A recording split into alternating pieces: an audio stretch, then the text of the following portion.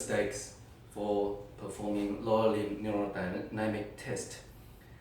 First, therapists forget to put a pillow in between or a towel in between the knees, and then the patient's thigh rests in adduction.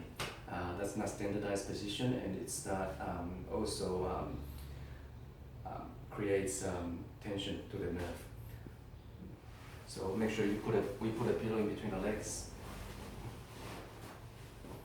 Number two, we wanted to flex the knee just too short of R1.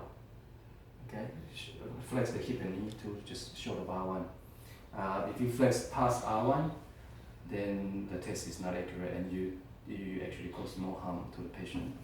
If you are short of R1, then the test is not standardized. So we wanted to go to hip flexion R1, just short of R1.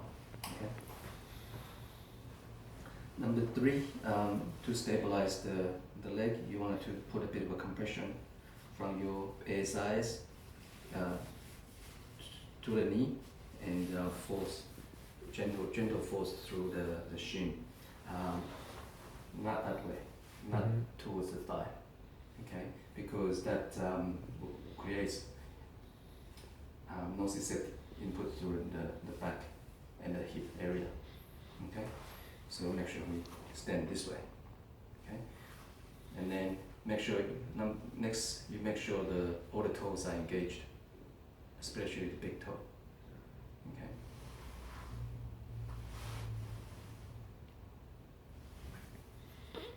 So test with dorsiflexion and without dorsiflexion, see the difference.